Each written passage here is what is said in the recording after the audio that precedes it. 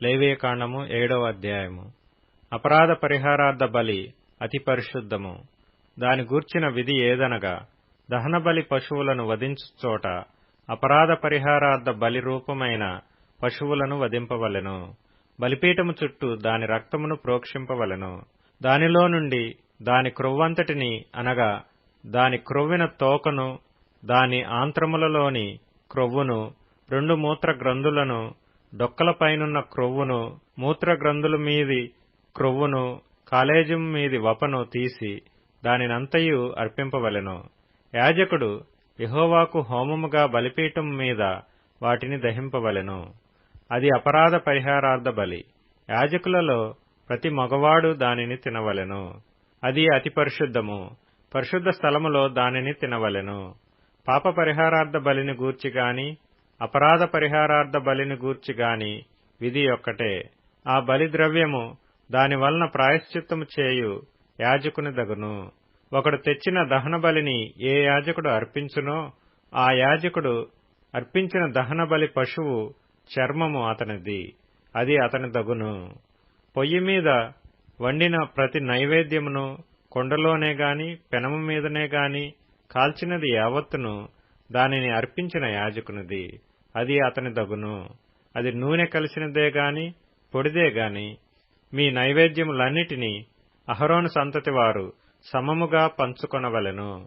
ఒకడు యెహోవాకు అర్పింపవలసిన సమాధాన బలిని గూర్చిన విధి ఏదనగా, వాడు కృతజ్ఞతార్పణముగా దాని నర్పించినప్పుడు తన కృతజ్ఞతార్పణ రూపమైన బలిగాక నూనెతో కలిసినవియు పొంగనివియునైన పిండి వంటలను, నూనె పూసినవియు పొంగనివియునైన పలచని అప్పడములను, నూనె కలిపి కాల్చిన గోధుమ పిండి వంటలను అర్పింపవలెను.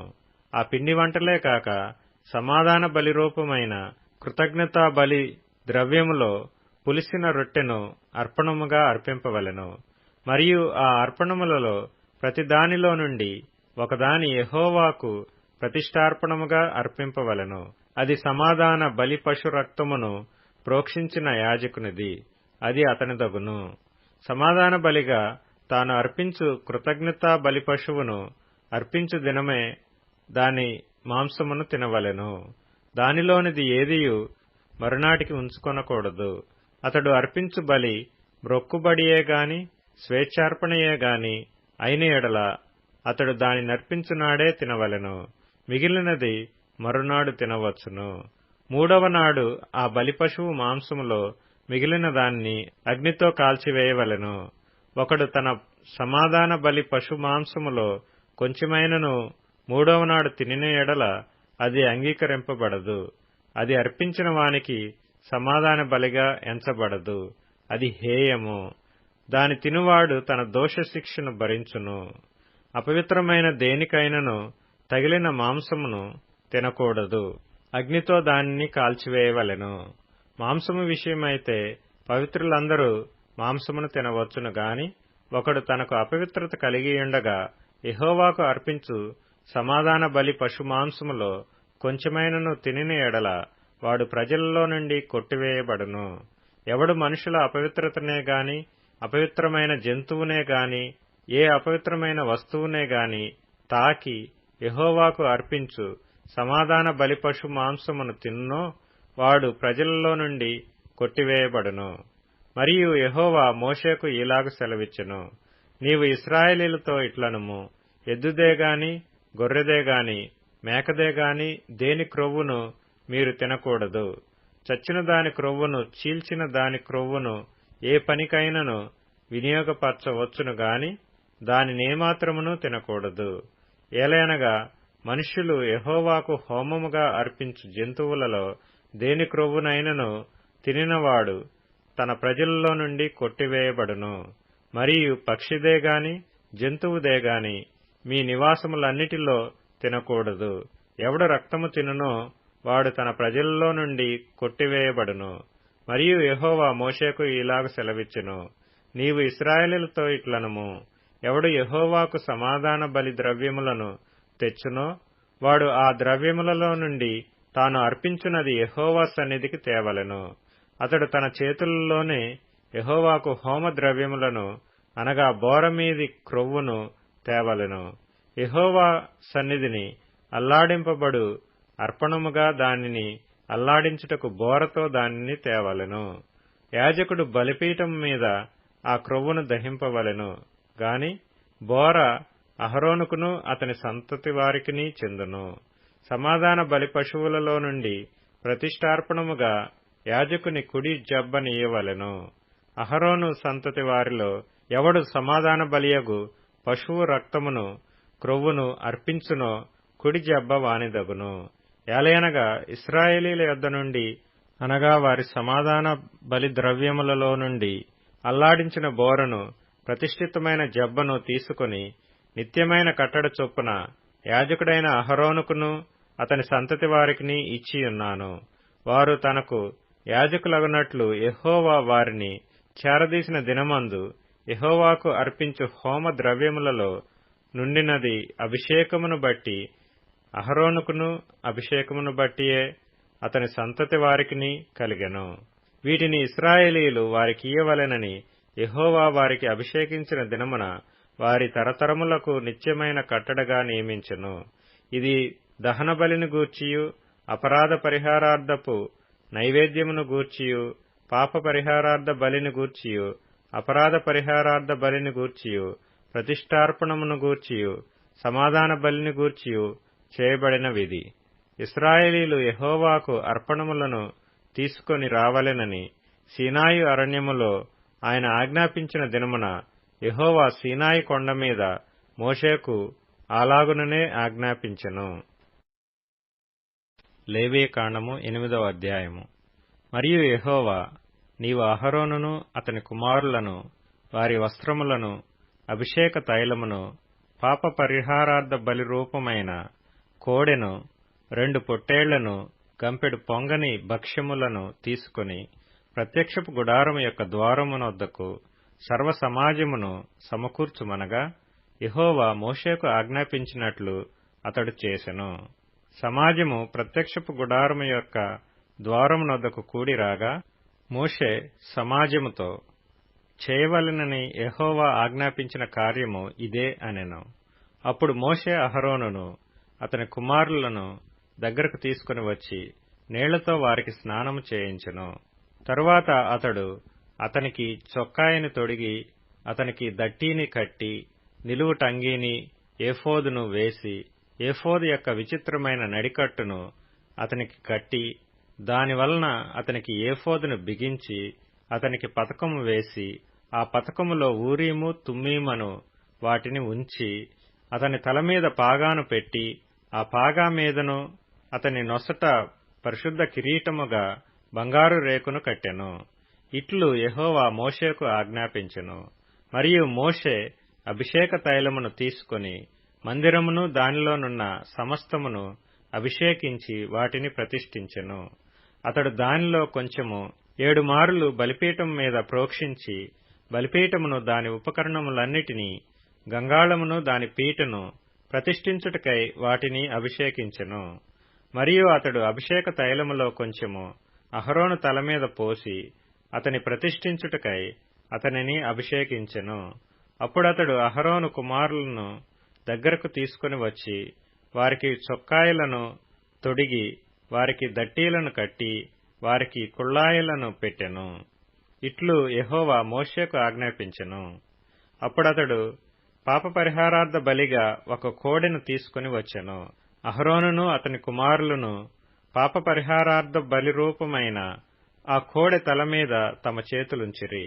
దాని వధించిన తరువాత మోషే దాని రక్తమును తీసి బలిపీఠపు కొమ్ముల చుట్టూ వ్రేలితో దాని చమిరి బలిపీఠము విషయమై పాప పరిహారము చేసి దాని నిమిత్తము ప్రాయశ్చిత్తము చేయుటకై బలిపీఠము అడుగున రక్తమును పోసి దాని ప్రతిష్ఠించెను. మోషే ఆంత్రముల మీది క్రొవ్వంతటిని కాలేజం మీది వపను 2 మూత్ర గ్రంథులను వాటి క్రొవ్వును తీసి బలిపీఠం మీద దహించెను. మరియు యెహోవా మోషేకు ఆజ్ఞాపించినట్లు ఆ కోడెను దాని చర్మమును దాని మాంసమును దాని పేడను పాళెమునకు అవతల అగ్నిచేత కాల్చివేసెను.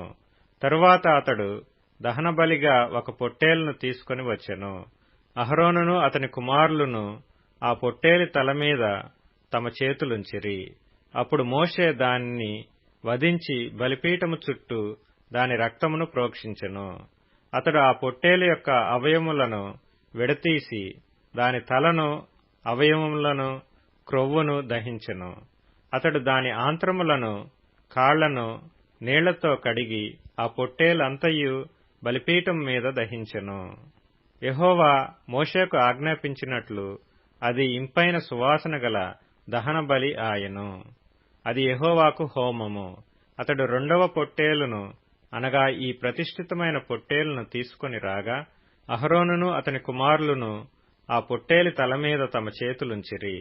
మోషే దానిని వధించి దాని రక్తంలో కొంచెము తీసి అహరోను కుడి చెవి కొన మీదను, అతని కుడి చేతి బొటన వ్రేలి మీదను, అతని కుడికాలి బొటన వ్రేలి కొన మీదను దాని చమిరెను. మోషే అహరోను కుమారులను దగ్గరకు తీసుకుని వచ్చి వారి కుడి చెవుల కొనల మీదను, వారి కుడి చేతుల బొటన వ్రేలి మీదను, వారి కుడి కాళ్ల బొటన వ్రేలి మీదను ఆ రక్తములో కొంచెము చమిరెను. మరియు మోషే బలిపీఠము చుట్టూ దాని రక్తమును ప్రోక్షించెను.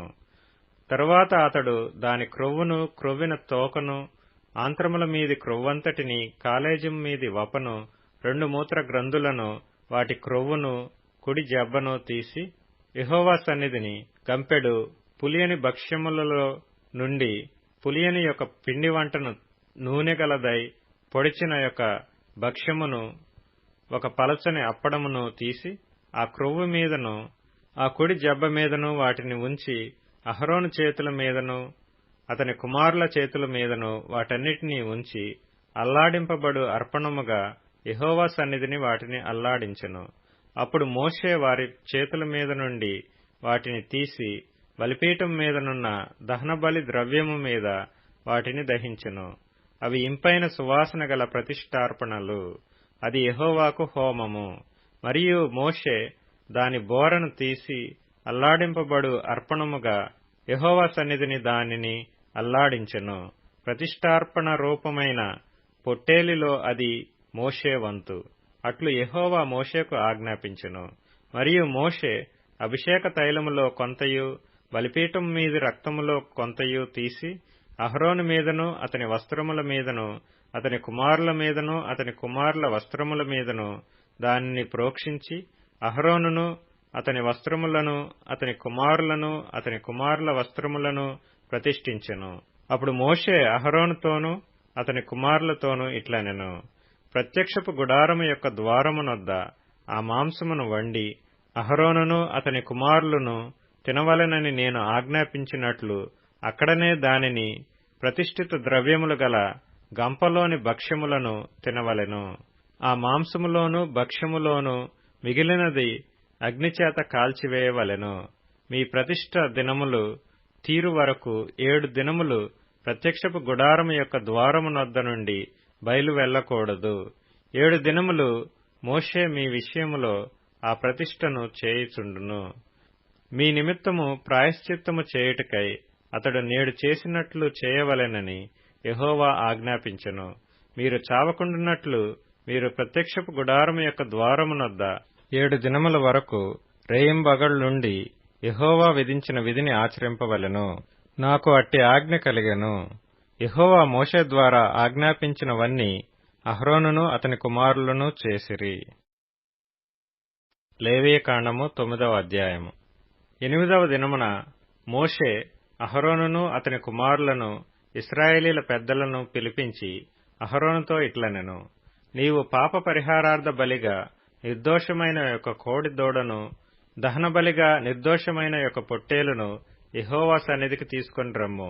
మరియు నీవు ఇశ్రాయేలీలతో, మీరు యెహోవా సన్నిధిని బలి నర్పించున్నట్లు పాప పరిహారార్థ బలిగా నిర్దోషమైన మేకపిల్లను, దహనబలిగా నిర్దోషమైన ఏడాది దూడను, గొర్రెపిల్లను, సమాధాన బలిగా కోడెను, పొట్టేలును, నూనె కలిపిన నైవేద్యమును తీసుకుని రండి.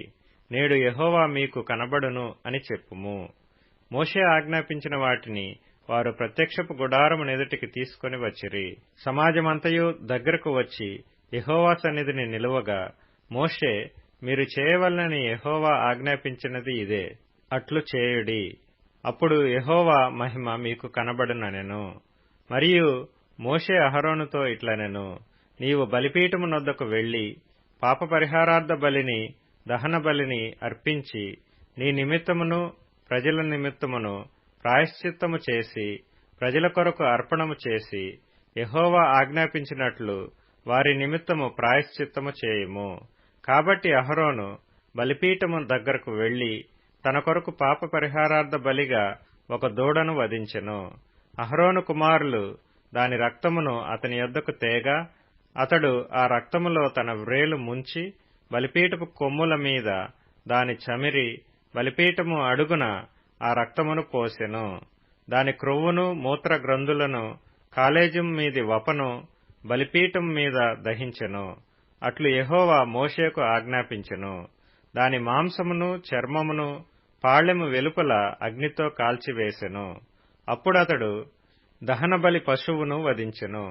అహరోను కుమారులు అతనికి దాని రక్తమునప్పగింపగా అతడు బలిపీఠము చుట్టూ దానిని ప్రోక్షించెను. మరియు వారు దహన బలి పశువు యొక్క తలను అవయములను అతనికి అప్పగింపగా అతడు బలిపీఠం మీద వాటిని దహించెను. అతడు దాని ఆంత్రములను కాళ్లను కడిగి బలిపీఠం మీదనున్న దహనబలి ద్రవ్యము పైని దహించెను. అతడు ప్రజల అర్పణమును తీసుకొని వచ్చి ప్రజలు అర్పించు పాప పరిహారార్థ బలియగు మేకను తీసుకొని వధించి మొదటి దానివలే దీనిని పాప పరిహారార్థ బలిగా అర్పించెను. అప్పుడతడు దహనబలి పశువును తీసుకుని విధి చొప్పున దానినర్పించెను. అప్పుడతడు నైవేద్యమును తెచ్చి దానిలో నుండి చేరెడు తీసి ప్రాతఃకాలమందు చేసిన దహనబలి గాక బలిపీఠం మీద తీసిన దానిని దహించెను. మరియు మోషే ప్రజలు అర్పించు సమాధాన బలిరూపమైన కోడిదూడను పొట్టేలును వధించెను. అహరోను కుమారులు దాని రక్తమును అతనికి అప్పగింపగా అతడు బలిపీఠము చుట్టూ దానిని ప్రోక్షించెను. మరియు వారు ఆ దూడ క్రొవ్వును మేక క్రొవ్వును క్రొవ్విన తోకను ఆంత్రములను కప్పు క్రొవ్వును మూత్ర గ్రంథులను కాలేజం మీది వపను అప్పగించిరి. బోర్ల మీద క్రొవ్వును ఉంచిరి. అతడు బలిపీఠం మీద ఆ క్రొవ్వును దహించెను. బోరలను కుడి జబ్బను యెహోవా సన్నిధిలో అల్లాడించు అర్పణముగా అహరోను అల్లాడించెను. అట్లు యెహోవా మోషేకు ఆజ్ఞాపించెను. అప్పుడు అహరోను పాప పరిహారార్థ బలిని దహన బలిని సమాధాన బలిని అర్పించి ప్రజల వైపునకు తన చేతులెత్తి వారిని దీవించిన తరువాత దిగివచ్చెను. మోషే అహరోనులు ప్రత్యక్షపు గుడారములోనికి పోయి వెలుపలికి వచ్చి ప్రజలను దీవింపగా యెహోవా మహిమ ప్రజలకందరికీ కనబడెను. యెహోవా సన్నిధి నుండి అగ్ని బయలువెళ్లి బలిపీఠం మీదనున్న దహనబలి ద్రవ్యమును క్రొవ్వును కాల్చివేసెను. ప్రజలందరూ దానిని చూచి ఉత్సాహధ్వని చేసి సాగిలపడిరి. లేవీయకాండము 10వ అధ్యాయము. అహరోను కుమారులైన నాదాబు అబీహులు తమ తమ ధూపార్తులను తీసుకుని వాటిలో నిప్పులుంచి వాటిమీద ధూపద్రవ్యము వేసి యెహోవా తమకాజ్ఞాపింపని వేరొక అగ్నిని ఆయన సన్నిధికి తేగా యెహోవా సన్నిధి నుండి అగ్ని బయలుదేరి వారిని కాల్చివేసెను. వారు యెహోవా సన్నిధిని మృతి పొందిరి. అప్పుడు మోషే అహరోనుతో ఇట్లనెను, ఇది యెహోవా చెప్పిన మాట, నా యొద్ద నుండి వారి యందు నేను నన్ను పరిశుద్ధపరచుకొందును, ప్రజలందరి ఎదుట నన్ను మహిమపరచుకొందును. అహరోను మౌనముగా నుండగా మోషే అహరోను పినతండ్రి అయిన ఉజ్జీయేలు కుమారులైన మీషాయేలును ఎల్సాఫానును పిలిచి, మీరు సమీపించి పరిశుద్ధ స్థలమునెదుట నుండి పాళెము వెలుపలికి మీ సహోదరుల శవములను మోసుకొని పోవుడని వారితో చెప్పెను. మోషే చెప్పినట్లు వారు సమీపించి చొక్కాయలను తీయకయే పాళెము వెలుపలికి వారిని మోసుకొని పోయిరి. అప్పుడు మోషే అహరోనును అతని కుమారులైన ఎలియాజరు ఈతామారును వారితో, మీరు చావకుండునట్లు యెహోవా ఈ సర్వ సమాజం మీద ఆగ్రహపడకుండునట్లును మీరు తల విరబోసుకొనకూడదు, బట్టలను చింపుకొనకూడదు గాని యెహోవా వారిని కాల్చినందుకు మీ సహోదరులైన ఇశ్రాయేలీయుల ఇంటివారందరూ ఏడవవచ్చును.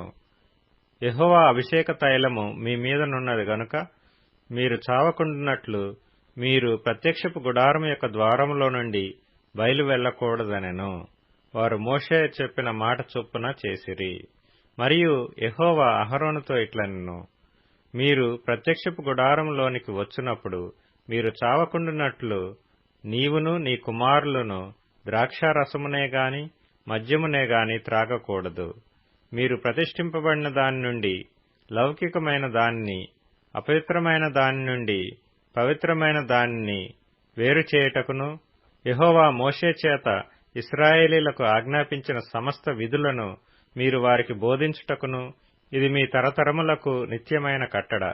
అప్పుడు మోషే అహరోనుతోనూ మిగిలిన అతని కుమారులైన ఎలియాజరు ఈతామారులతోనూ ఇట్లనెను, మీరు యెహోవా హోమ ద్రవ్యములలో మిగిలిన నైవేద్యమును తీసుకొని అది పొంగకుండా బలిపీఠము దగ్గర తినుడి. అది అతి పరిశుద్ధము. యెహోవా హోమ ద్రవ్యములో నుండి అది నీకును నీ కుమారులకును నియమింపబడిన వంతు. కావున మీరు పరిశుద్ధ స్థలములో దానిని తినవలెను. నేను అట్టి ఆజ్ఞను పొందితిని. మరియు అల్లాడించు బోరను, ప్రతిష్ఠితమైన జబ్బను మీరు అనగా నీవును నీతోపాటు నీ కుమారులను నీ కుమార్తెలను పవిత్ర స్థలములో తినవలెను. ఏలయనగా అవి ఇశ్రాయేలీయులు అర్పించు సమాధాన బలులలో నుండి నీకును నీ కుమారులకును నియమింపబడిన వంతులు. హోమద్రవ్య రూపమైన క్రొవ్వునుగాక యెహోవా సన్నిధిని అల్లాడింపబడిన దానిగా దానిని అల్లాడించునట్లు ప్రతిష్ఠితమైన జబ్బను, అల్లాడించు బోరను తీసుకొని రావలెను. నిత్యమైన కట్టడ చొప్పున అవి నీకును నీ కుమారులకును చెందును. అట్లు యెహోవా ఆజ్ఞాపించెను. అప్పుడు మోషే పాపపరిహారార్థ బలియగు మేకను కనుగొనవలెనని జాగ్రత్తగా వెదికినప్పుడు అది కాలిపోయి ఉండెను. అతడు అహరోను కుమారులలో మిగిలిన ఎలియాజరు ఈతామారును వారి మీద ఆగ్రహపడి, మీరు పరిశుద్ధ స్థలములో ఆ పాప పరిహారార్థ బలి పశువును ఎలా తినలేదు? అది అతి పరిశుద్ధము కదా. సమాజం యొక్క దోష శిక్షను భరించి యెహోవా సన్నిధిని వారి నిమిత్తము ప్రాయశ్చిత్తము చేయుటకై ఆయన దానిని మీకిచ్చెను కదా. ఇదిగో దాని రక్తమును పరిశుద్ధ స్థలములోనికి తేవలెను కదా. నేను ఆజ్ఞాపించినట్లు నిశ్చయముగా పరిశుద్ధ స్థలములో దానిని తినవలెనని చెప్పెను. అందుకు అహరోను మోషేతో, ఇదిగో నేడు పాప పరిహారార్థ బలి పశువును దహన బలి ద్రవ్యమును యెహోవా సన్నిధికి వారు తేగా ఇట్టి ఆపదలు నాకు సంభవించెను. నేను పాప పరిహారార్థమైన బలి ద్రవ్యమును నేడు తినిన ఎడల అది యెహోవా దృష్టికి మంచిదగునా అనెను. మోషే ఆ మాట విని ఒప్పుకొనెను. లేవీయ